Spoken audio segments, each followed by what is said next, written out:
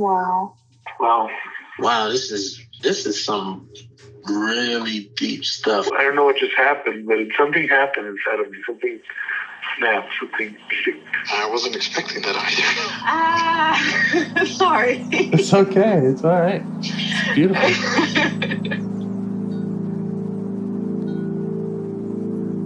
Monster is like really small, but it had to become that to stop me. And then the hurt child became present when you mentioned it. And I didn't realize this until now. There were things that I didn't remember until now. It's funny. I haven't seen that before. And it feels like I'm the monster. I'm kind of seeing images of things. Of a world where they can exist.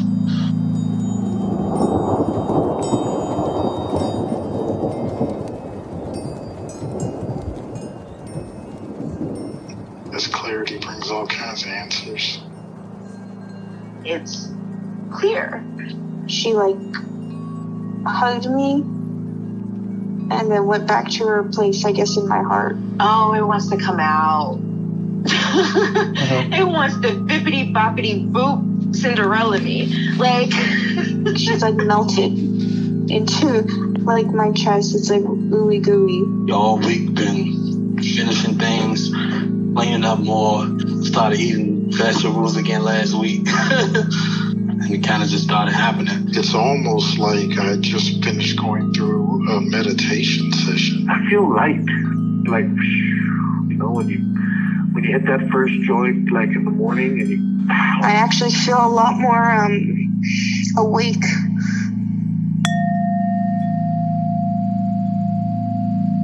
So I've been trying, and I didn't bring my notes with me today, but each morning, sitting down, 20 minutes to a half an hour, and trying to locate a part and make a connection, trying to do some parts mapping, trying to figure out who's, currently in the scene.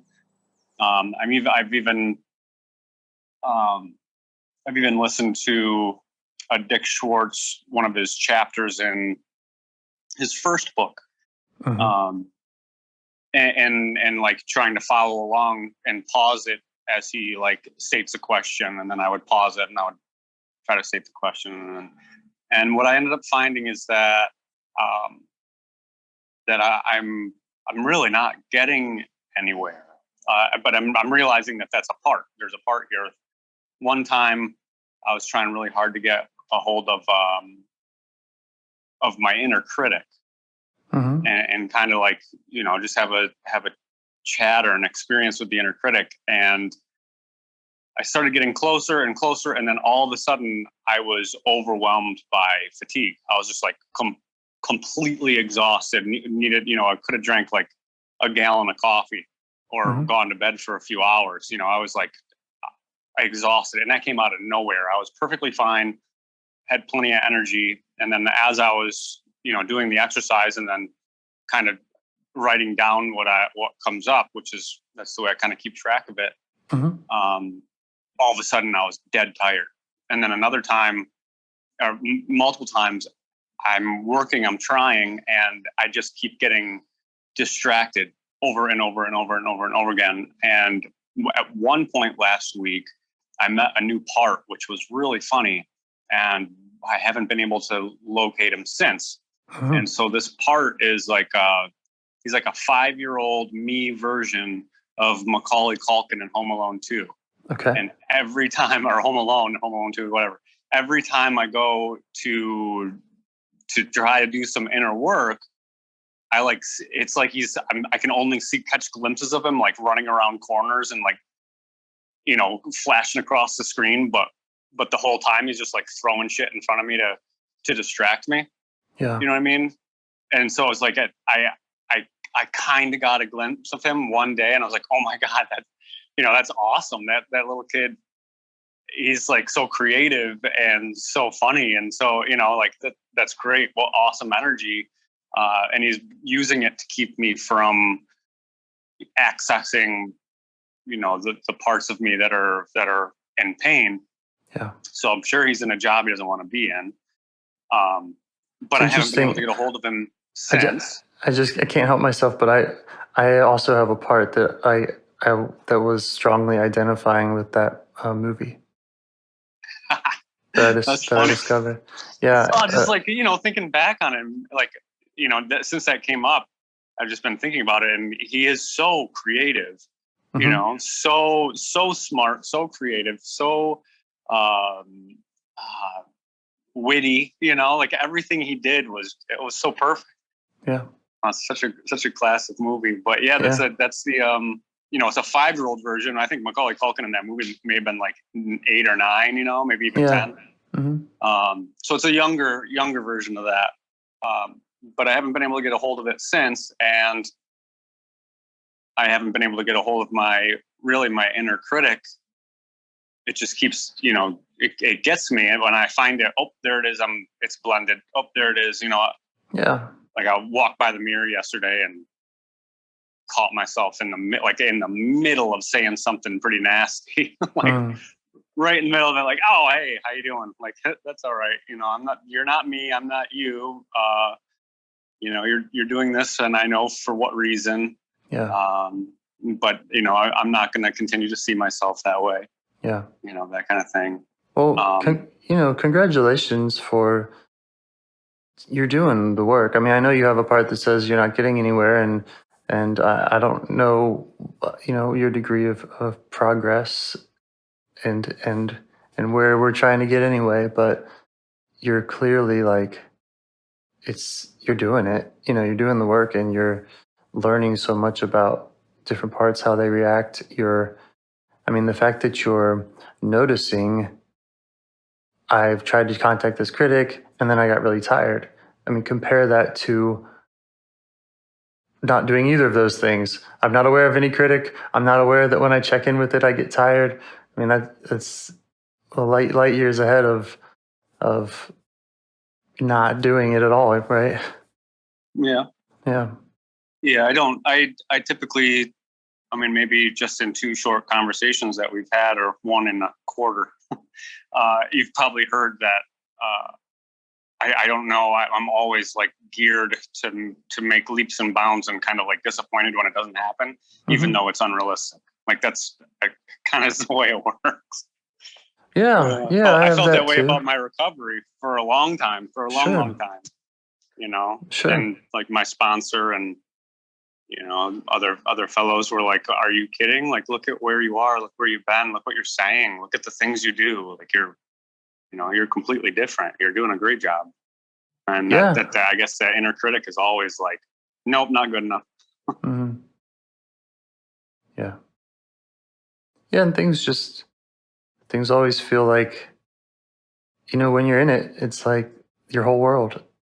And it seems like it's never going to end or anything. There's so many situations are like that where we're so drawn to what's ever right in front of us. So I have that too.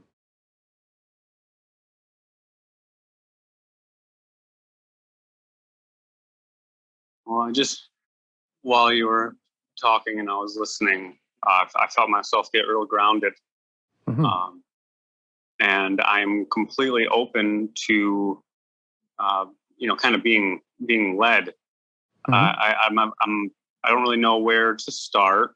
I always am, second guessing and coming up with multiple different things to do at the same time. Yeah. And I think that it'd be good for me to kind of like let go of the wheel, Yeah, sure. Cool. Well, I like to start most of these conversations with just a minute of meditation. If you have time for that, we could just sit here and do nothing for a minute, and then if something comes up in that time, that might be where you decide to start, or we could figure it out from there. Okay. Okay. I'll set a timer.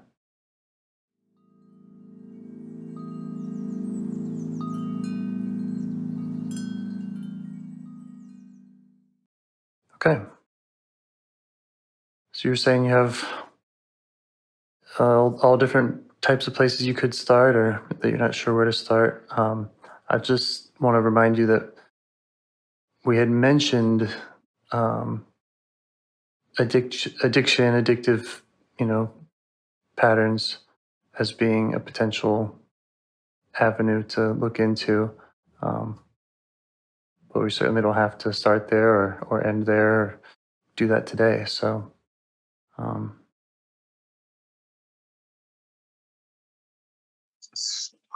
what stands out to me right there was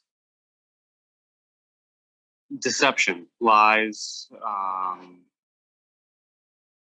keeping secrets.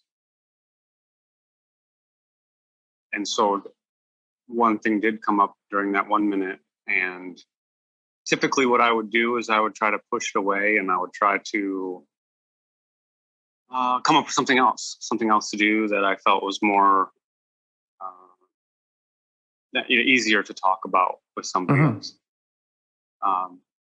But I think that is my, that would be because it's my typical pattern, and because my patterns have been so destructive, self-destructive, and outwardly destructive as well.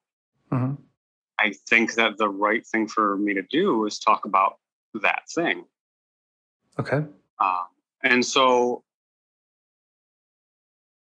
I have a part very scared of telling my wife that I don't know the last name of a person that I'm meeting, and I don't know whether or not they have any credentials. I believe that they don't. Mm-hmm. And I've betrayed her trust so deeply, so many times. This last time was a 10-year run. Basically like in the shadows, not being caught, and then having that all blow up right around the time I had told you I stopped using social media. That was December of 2020. Mm-hmm. And I have been really, really, really working to change and to grow and to heal and, to come through the other side of this trauma and see post-traumatic growth and be there for my wife and my children. Mm-hmm. And I've been working with a therapist, and my therapist is, I don't know if it's my expectations or not, but I believe him to be subpar. I've had him for quite some time. I saw him back in like 2010 for a little while, maybe a year and a half. And then after that blow up in 2020, I've been seeing him ever since, once weekly. And, I've tried to branch out. I've tried to do EDMR with him, and he's certified in EDMR, but it's just it's really not a good experience. The way that he's presenting during the EDMR it's like completely robotic, and there's like no connection. And I kind of get caught up in that rather than the EDMR. Mm-hmm. I've talked to him about, attachment theory, and I've talked to him about different ways of going about trauma healing. And all he really wants to do is just like talk and have me talk. And it's just not doing enough. And so I started going into IFS a little while ago, and really found it to be, quite revolutionary to me. And I read books and books and books, and started doing my own work and brought it into him and explained it. And I'm kind of like just using him as a check-in weekly at this point. Here's what I'm doing. Here's what I'm trying. Here's what I'm struggling with. Uh-huh. Here's how I'm applying it to everyday life. And there's really nothing coming back to me, because he's not familiar, and all he really wants me to do is just talk. Mm-hmm. So I started looking for an IFS therapist. I was looking for an attachment focused EDMR. I was looking at like Parnell Institute. I was looking everywhere to find somebody that would take me on, that I could afford. And I haven't been able to find anybody. Mm-hmm. And in the meantime, I've now listened to, almost half of the LiveIFS catalog there. Wow. And so I sent you an email to say, hey, where would I be able to find something? How can I find some help? And you graciously offered your own time. At which point I was astonished that you're, that generous, really. And so I went for it, and I put it on the calendar at home, and she saw, I had an IFS meeting on Thursday at 1:00 of last week. And so she said, oh, hey, who's this with? I was like, oh, it's a guy named James. And she said, where'd you meet him? I said, oh, through the podcast. He's kind of helping me. He's coaching me through, IFS and helping me get through some roadblocks that I have. And she's like, okay. And then she didn't really know what IFS was. I've talked to her about it a few times, but it is pretty abstract if you don't really pay attention and really read about it yourself. And so I sent her the IFS Institute website, and it says about us, what we are, our mission, whatever. She read all that, and she's like, wow, this symbolism here kind of looks like cultish. It scares me that, I hope that you're not, getting into something, she's also dealt with a lot of different things in her life, and including just jarring shifts in religious ideologies by her parents from young childhood. Seeing her parents talking in tongue and in Pentecostal church, and then just all kinds of stuff. And so she really doesn't believe in religion and has a chip on her shoulder for it. And so, so she's like, oh, well, who is he? And I say who we are. And she's like, so he's a therapist seeing you for free? And I was like, yeah, he's seeing me for free. He's not really a therapist, but he's, he's going to kind of coach me along. And we spoke, and I thought it was really productive. And so I did jump on and schedule another one. And this one, I didn't put on the schedule. I didn't put it on the calendar. So she has no idea I'm talking to you right now. And I still have no answers for those questions that I know would come. And my, I guess it's my codependent part. I mean, there's probably a million of those in me. Thinks if I don't have all of the, all of the answers to validate why and who and when and where, then I'll have she'll throw a horrible reaction at me. And that's when I start tumbling down that, shame spiral. And that's where that doom comes in. That's a big part of that hole back there that we were talking about last time, that the bridge is collapsing into. Yeah. And so I feel like I'm back to my, my Sprinter, which I've been basically since we left off. I've been checking in with the Sprinter, been checking in with, making sure my brother's all right there. That's a part of me. And, just trying to work with these things. But at the same time, I guess I just, I just don't have the balls to tell her that, that I'm doing something that isn't a PhD, Sure. Okay. Yeah. And just to be really clear, yes, I'm not a therapist. I have 0 credentials, or I'm in no way affiliated with IFS Institute or anything. This is just a passion of mine. Right. I completely understand. And I think it's great. But I've got a history of, being shady. And so doing something that isn't straight from the book, straight approved by whatever credential program, Yeah. Okay. So there's part of you, it sounds like that, there's a part of you that's concerned, critical perhaps, or just concerned about your own, whatever you're getting into. There's a part that's concerned about how your wife might react how much information you should share or want to share, or what information she'll respond to and how. There's a part that's concerned or certain that if she reacts a certain way, you'll spiral into however you'll react to that.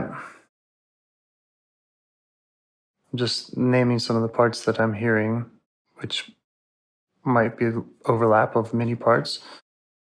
Well, I think that I guess what it all ties into is that's where all of the deception lies. It's all there as a mechanism of self-protection, even though I know so well how destructive it is, how that protection is not real. It's a false sense of protection that ends up becoming so incredibly damaging. And I really want I want to be comfortable enough. I want to somehow feel like I'm safe enough to just be able to just tell my wife where I'm at, where I'm coming from, and be confident that no matter what her response is to it, I'm okay. Yeah. Okay. Yeah. So you want to feel confident, comfortable in being honest with your wife, and regardless of her response. Really, it's like of being myself, because Sure. I've been always so pliable. Like, what music did I like? Well, I did like this, and now I'm been with a person, and that person doesn't like that, so I no longer listen to it. I no longer like it. I have plenty of free time. I could listen to it anytime I wanted, but I change based upon that validation. I see that's a dislike of theirs, then I can't do that because I want them to like me. And I see that they like this and I don't like it, but here I am now committing that to being a huge part in my life because I want them to like me. Yeah. Okay. It all makes sense to me, what you're saying, and the way that the various parts are, reacting or pushing and pulling.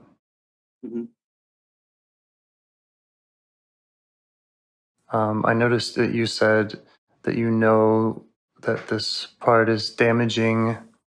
That being deceptive is damaging, and there may be some truth to that, but that also could be a kind of a judgment about that part of that just could be a dynamic of two parts. One part saying, tell the truth, be yourself, be authentic. Another part saying, don't do that, never do that, whatever. And I just want to point that out as a possibility of that being a parts dynamic there, polarization. And something that I think, we all face. We all face that tension of how much do we share, whether we're married or not, with anybody. Well, I don't like that my go-to automatic compulsive response is to cover up. And be whatever whatever you want me to be. Yeah. And I want my first response to be grounded and honest, and I want to be confident that I'm okay, that I'm enough, and that I don't have to be whatever anybody else likes more or wants more or whatever it is. Yes. And it makes me wonder, I think I think what I'm saying is that I think the goal in IFS is self-leadership. And so there's qualities of self that we're hoping to have our lives be led more in that way. And well, at least on this list of C's, honesty isn't actually one of them. Honesty honesty can be just as dangerous as deception in certain situations. And so I'm calling that, I'm saying that kind of sounds like a part. And again, I'm not saying what you should or shouldn't do or what I have no judgment about how marriage should be or what level of honesty, any of that. I'm just saying, it sounds to me like you're siding with this part that says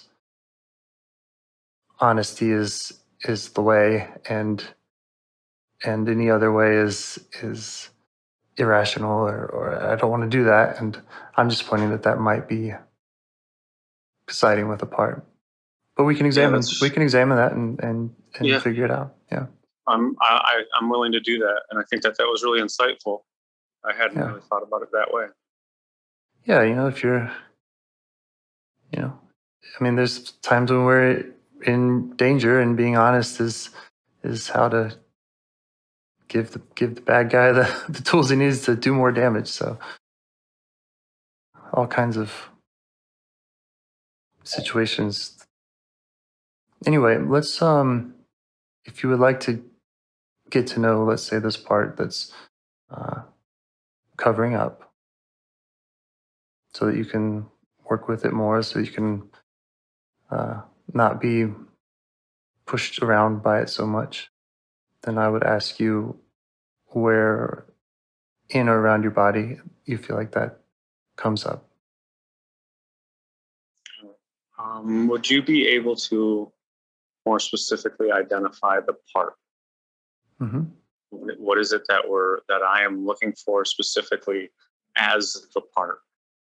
Yeah, and again, it's ultimately it's up to you. So I was picking one and going with it, but so I guess to back up, the question is our target part this part that's quick to cover something up, or that's the first reaction? Yeah. Okay. So, or is that? Oh man. Or maybe another. Go ahead. When I have examples of when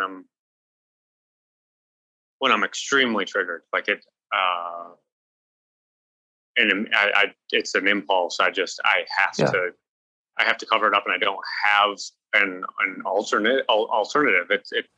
It's automatic, and when that happens, my teeth go numb, and the blood drains from my face, and I feel like I hit a funny bone in my teeth. Okay. Good. So just stay with that. Just stay with that feeling. And really just try to feel it. And see what else you can kind of gather about that sensation. There's no breath. Mm-hmm. It's like all the air is out, and I don't have the ability to pull fresh air in. Mm-hmm. Do you? It's panic. Yeah. Okay. Is there any kind of verbal message that you're hearing from when that comes up? Sometimes. Yeah, it's like no. Great. What do they know? No. Okay. Now, so right now you're focusing on that part. You've identified it. You're kind of refeeling what it feels like to a degree, right? You can, that sensation in the face. And so just right now, how are you feeling towards that part? I mean, I feel sorry. I feel compassionate for it. I wouldn't want to say pity toward it, but I mean, I know exactly where it comes from. I know what it's doing, but it's just not updated as to who I am, where I am, how old I am, since it first felt that way. Okay, great. And it doesn't know, the time that I have put into recovery and the work that I have put in. It does not know that. And so even in recovery. I can have that just completely. It's just like getting hit in the face out of nowhere, and I don't have a reaction. It's okay. It's like the impulse doesn't even go to my brain. It just goes right to my spinal cord and back, like, you know. So you've identified it. You have some compassionate feelings towards it. You're interested in helping it out and updating it. Can you let the part know? Can you let the part know that? Show the part that compassion and invite it to talk with you. Just let it know that just let it know exactly what you told me, is that you're compassionate towards it and that you're interested in helping it.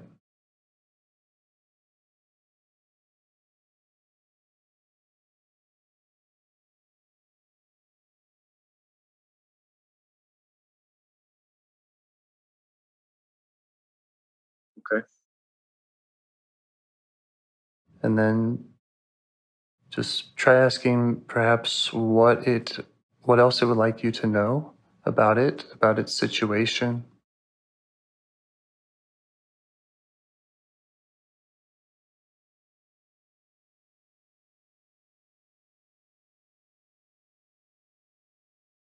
I'm getting that that it's very fearful of not being loved, of being completely alone, Mm-hmm. of not having a connection, wanting a connection, but having no one on the other side of it. Yeah. Which would be very painful. Terrifying, really. Yeah. So you see that. Let the part know that you see that. And does that make sense to you that it might feel that way? For sure. Okay. Yep. So go ahead and show it that. That I understand. That you see it.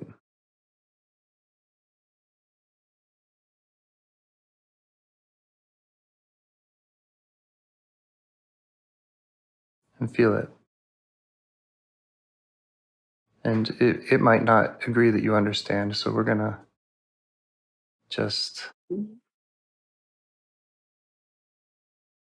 stick with kind of showing it your compassion and asking it what else it wants to show you.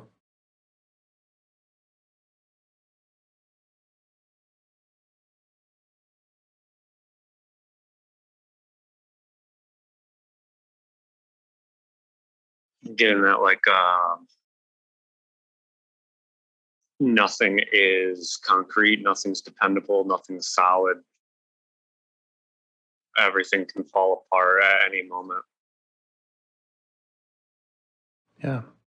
And that I only know, or more so that he doesn't know what other people think, and that's the scariest part, because then it always feels like they have their own dialogue going on in their head that they're not letting me know. Sure. And I'm on the receiving end in that dialogue of some nasty stuff. Yeah. And so the not being totally upfront or honest is a way of protecting you from experiencing the being not loved by someone else, or being tricked by someone else, or whatever else might be going on in their head, because this part doesn't know what's going on. Right. So, okay. And see if you can just show it some appreciation for that protection.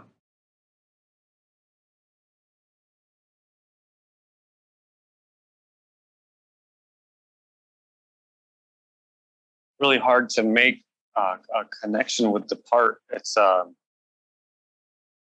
skeleton, so it doesn't have like any. There's nothing soft to connect to. There are no eyes in the sockets. There's nothing to. It's completely expressionless. Yeah. Would you like to connect with it more? I would. Okay. Let it know that. Let it know that you see that image of a skeleton and that you're eager to see whatever it wants to show you.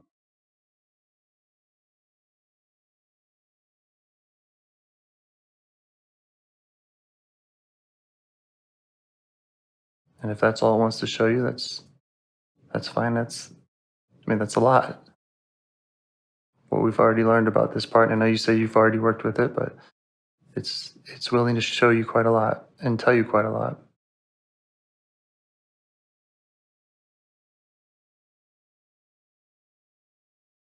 Oh, I'm getting I just keep seeing like the jaw of the skeleton and my own jaw.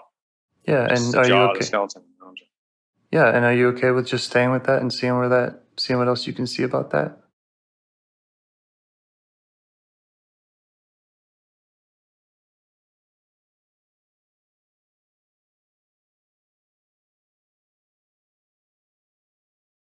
Yeah, that moment of terror of not being accepted, not being known, not being loved, not being connected. Yeah. It feels like complete death. That's terror, and It is. it just completely takes me over. Like I become the skeleton. I become just completely terrified. Yeah. That's its role. It takes you over.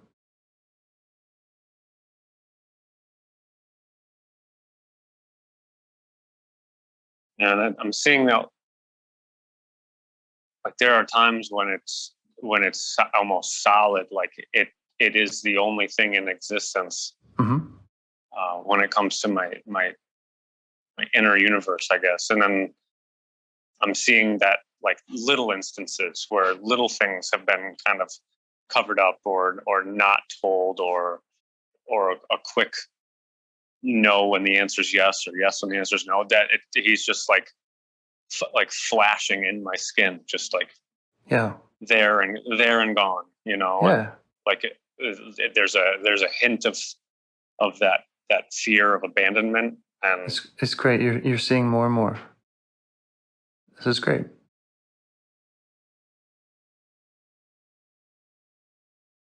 Do you detect any age about this part? he's it's the skeleton is like, it's just like an anatomical skeleton. It doesn't, there's there. I guess the body size, it would be an adult. Mm-hmm. I don't know if it's older or younger than myself. Yeah, and you were able to show it appreciation for the protective role that it does. Yeah.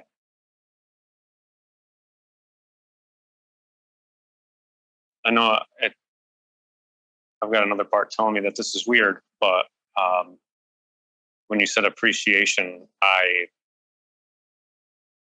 immediately was like groveling at its feet, letting it know how much I appreciate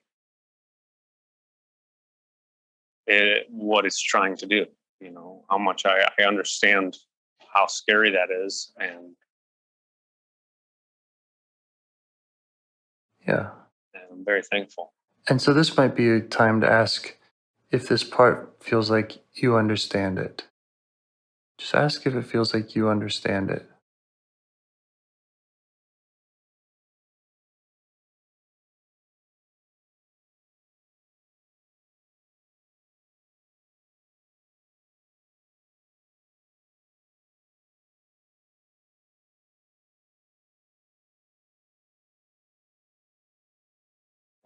I think he sees that I get it. Great.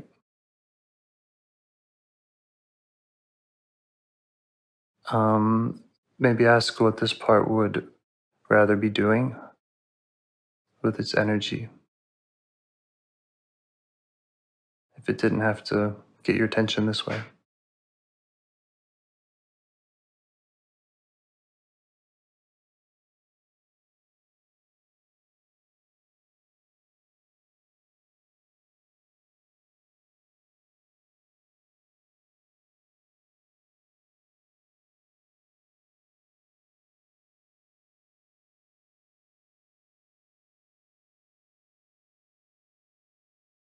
I think that it would rather use the amount of energy and the attention and that like a abrupt taking over for excitement rather than for fear, for joy and excitement. Yeah. And so are you able to see, like, is it kind of showing you what that would look like and what that would feel like? It's back in the, rather than like flashing in my skin during a moment of fear. It's like a crazy amount of positive energy that flashes in my skin the same way. Yeah. But for only those positive, like those high excitement, like some giving that to my kids, giving that to my wife, giving it to me, and allowing us to all experience that energy. I have it, and I know. I mean, I remember it. I remember that from childhood. Yeah, it's still in you. I want to have that back on that side. I want to Great. Yeah. So you and this part both see the issue, the problems that it faces. You both see the sense that it makes to respond or why it responds in the way it does. You both have the same kind of vision of what life could look like if it didn't have to do that, or if it was able to use its energy another way. I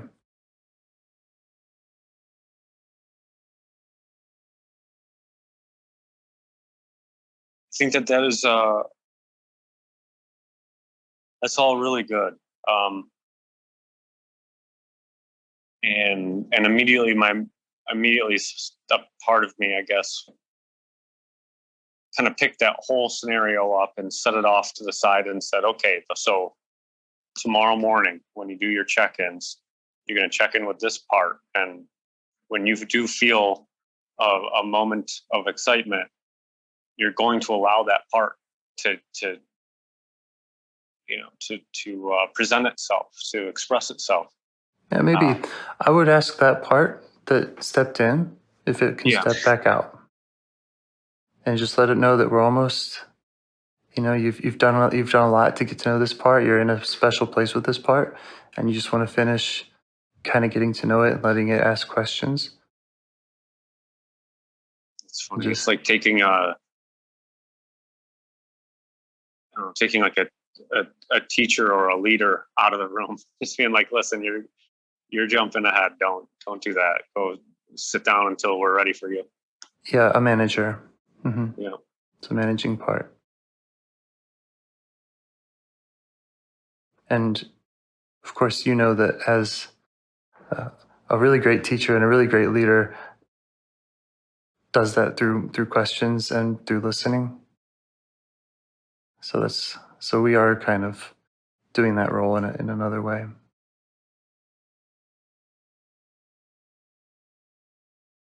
You could try asking this part how old it thinks you are. We're referring to the panic. Yes.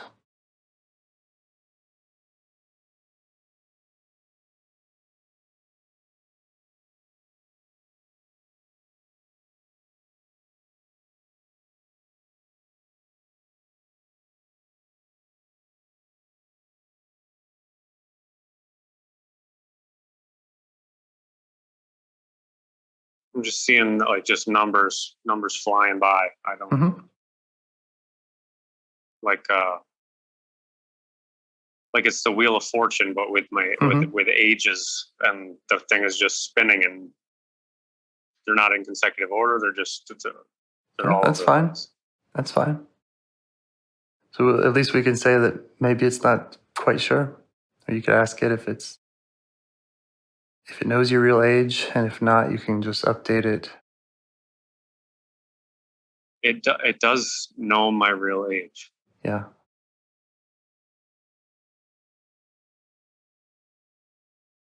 But that is irrelevant. Okay. As in, it knows my real age, but it's got a whole history. Sure. With me. Sure. Does that make sense to you that it's saying what it's saying about your history?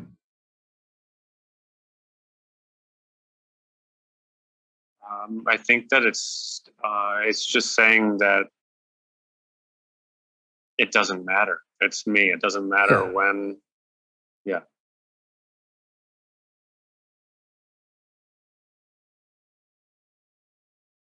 That it's been here. It's really it's terror, and it's been here the whole time to save me. Right. Which has been a critical job that it did a lot, and might still do.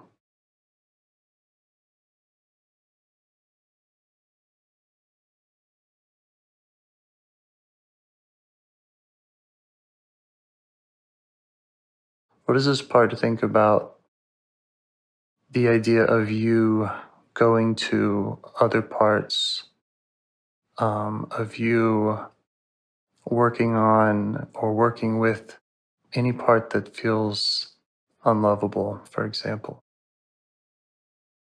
and helping those parts out? Very unsure. Yeah? Yeah, very unsure. As in, has zero confidence that I will be able to comfort and be there and love and lead and be kind and compassionate, and that I have to be looking elsewhere for that.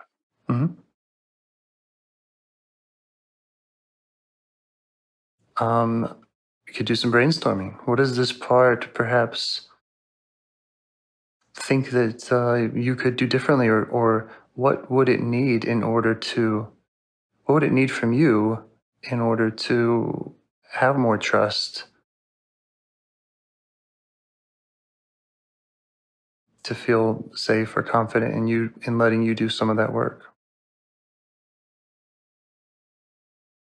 I think that there's only one solution, and I'm seeing it often in my parts work, and I just lost it.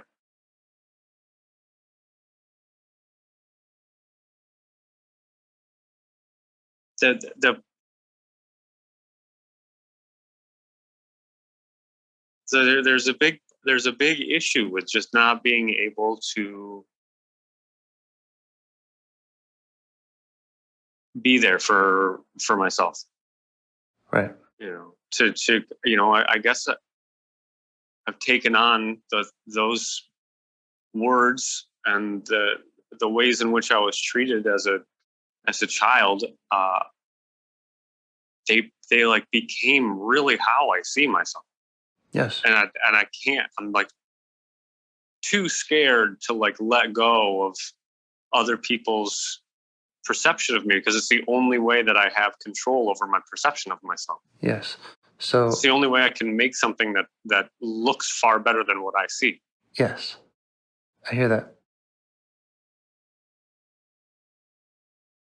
So okay, and let me make sure that I hear that accurately, just so I understand. That the part is saying that it has no confidence in your ability to do this work because it sees you as only being kind of able to improve or be accepted as measured by others. Yeah, because the fact is that I'm not worthy. The fact is that, those are those core emotional beliefs, and there's no like cognitive behavioral theory bypassing them. Sure. Yeah, it's like, deep. okay, I know It's they're deep. not real. However, Well, it is like the fabric of my brain. That's real enough, huh? I mean, the fabric of your brain, right? This is real. I know, but it's not the only reality, and I can have a better reality. Yeah, so again, what is this part? Staying curious. If you just let this part help you see a way forward, if it can give you any breadcrumb, any pointer to what it would need to see from you, or like to see from you, or for you to do for it, or for other parts, so that it could just have a little more trust or a little more confidence that you could do this, even if it's just a I guess what I'm hypothetical. seeing is, what I'm seeing is that it doesn't want to lead, and it doesn't want to take over. And in order for it to stop, that I have to have a backbone for it. I have to have a backbone for me, because it doesn't like the position, and it feels like it's getting blamed for everything. Yes. So in order for it to not lead, it needs you to lead. Yeah. Yes. And again, what is it? I mean, what would that look like for this part? Can it see how that what would need rigorous, to change? It's rigorous honesty. It's being true to myself, and to hell with whether or not somebody else decides if that makes me worthy or not, because it's not dependent upon them. Mm-hmm. But I don't know how to implement that. Yeah, so let's just stay with that question. So the question is to be honest. It's just be honest, and stop giving so much weight to others. That's the answer. Okay. So what would that look like on a to-do list? What's the next step? It would be get honest and stay honest. Mm-hmm.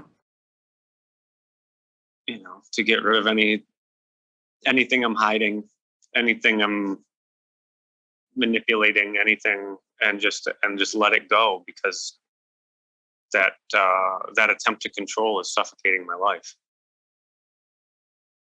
Yeah. So again, I'm hearing kind of like a big picture. I mean, this is a huge paradigm shift, right? To go into this way of being. And so I'm just kind of curious if you or this part or any other part have any tips around the very next step. What do we do? What do we do to embark on this project? What's the next action? Or what's any action? Doesn't have to be the next one, but just to kind of put it into something concrete. It's really hard. I don't know who's stopping me from saying it. But it would be, rectifying the fact that this meeting was not on my calendar at home. Mm-hmm. Okay. And that I don't have to have a better explanation for why I'm here.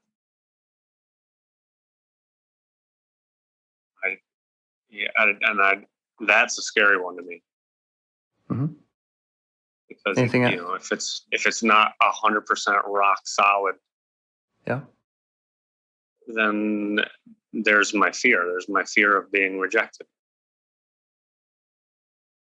All right.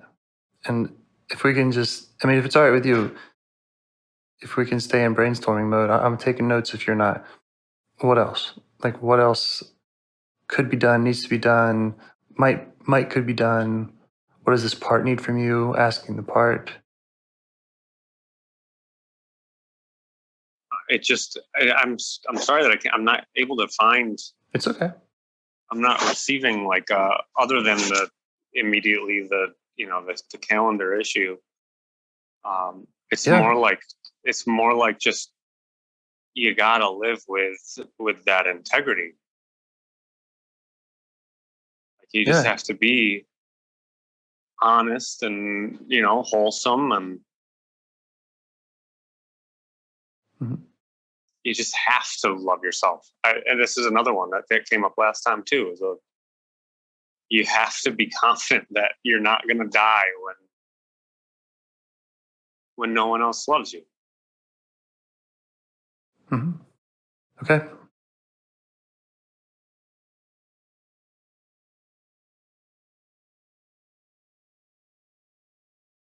Just thinking that I have enough for myself is it seems impossible. Right. Yeah. Yeah, and I wasn't suggesting with the idea of brainstorming that there were other steps or that you should have a list or anything. I was just trying to stay in that space and see if anything else came up. And I agree that ultimately for you to be able to love yourself, to be able to love your parts, it is a radical and beautiful thing. And it's a project worth doing, And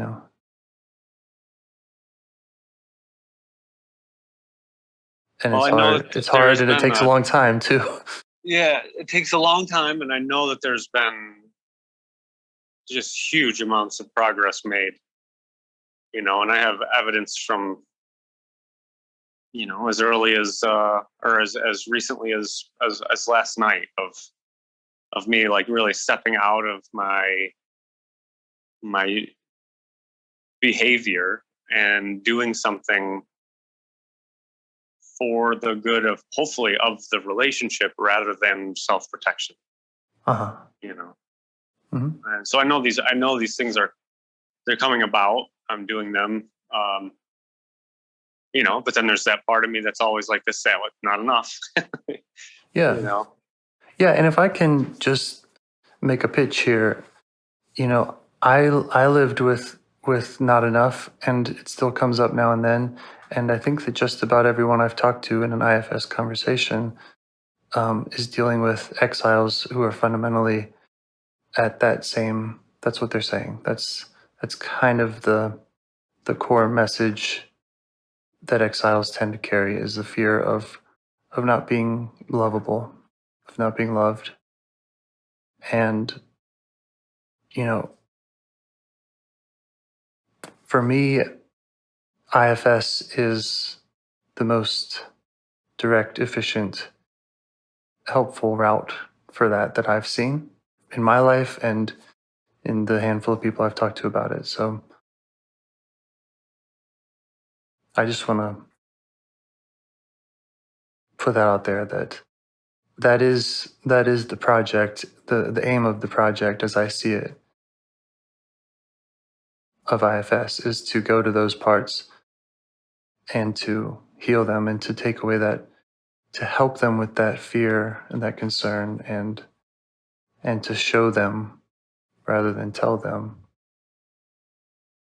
to show them that love and to prove that they are lovable because you're there loving them.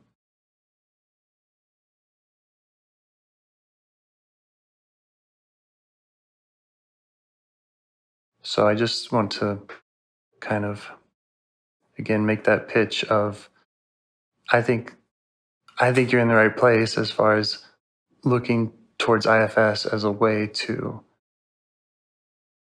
work with that deep, issue.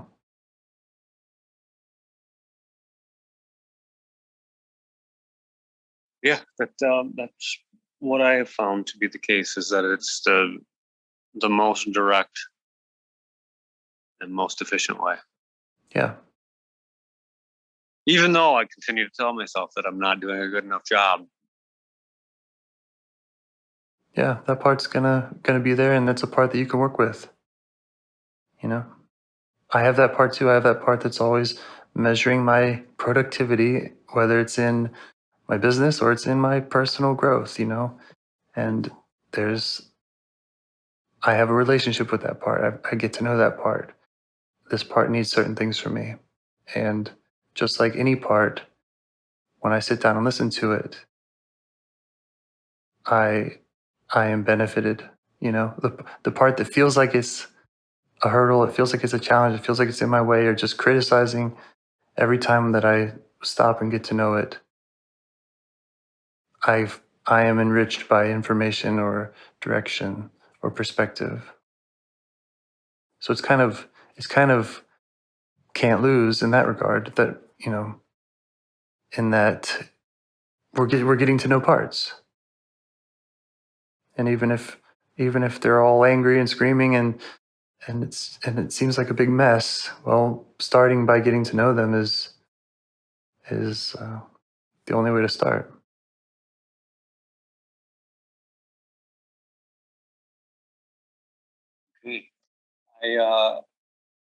I don't know. I feel like I came to the conclusion of this meeting.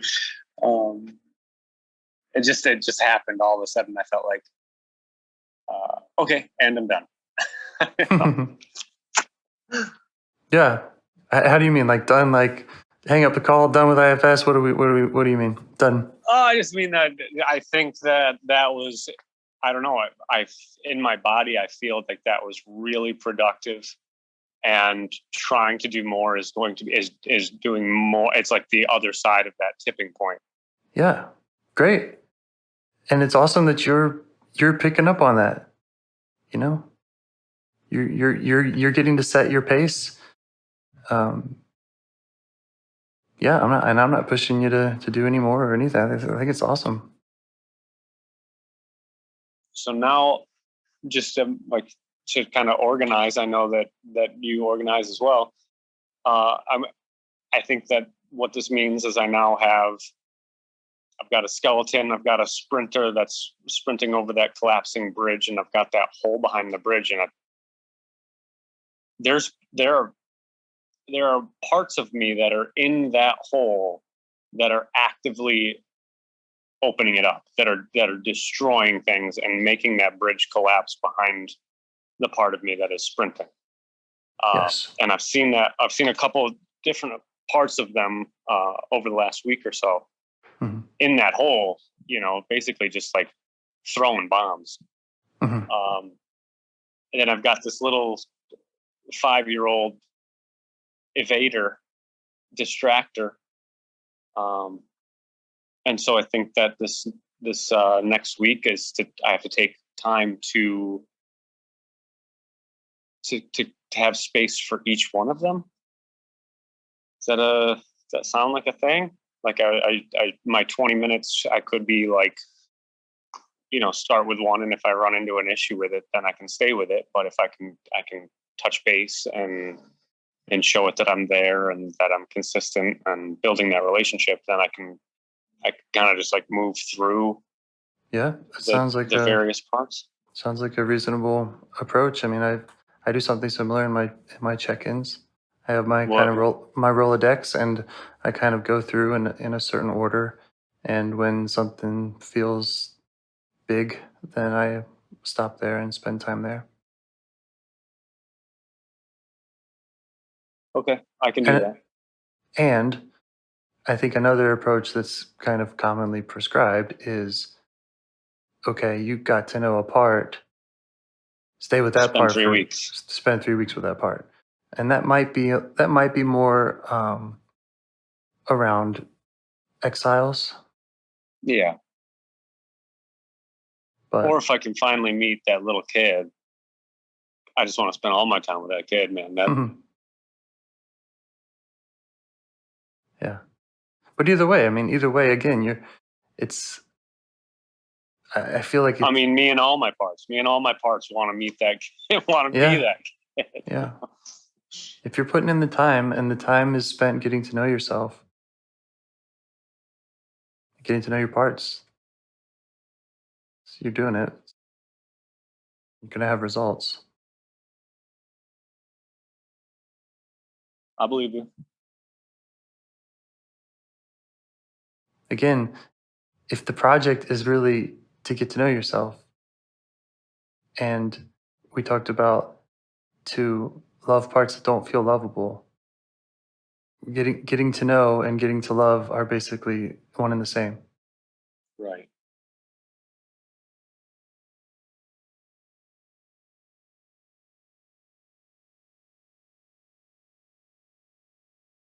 All right. I'm going to put in that work then. Awesome. I can't wait to hear how it goes. I hope you continue with it, and feel free to call back and let me know. Yep, I will. Thanks, James. Thank you so much. Bye. Have a nice day. Bye. You too. Do you want to help bring more self-energy to the world? If you'd like to participate in calls or help out with this project in any way, I'd love to hear your ideas.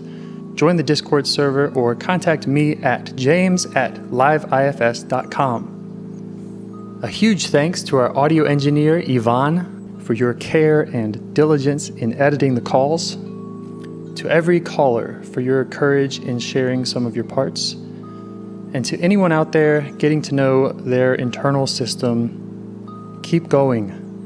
Who knows, that might be the most selfless, helpful thing you can do for others, and you're the only one who can do it.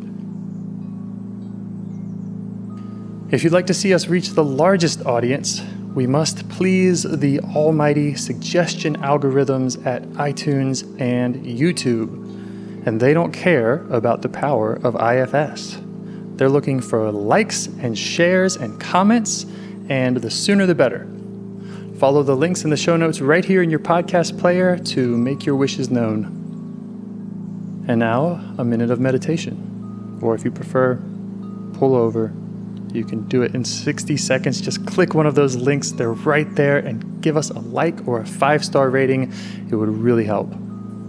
If you think this project is helping people, you're helping people by sharing it. Thank you.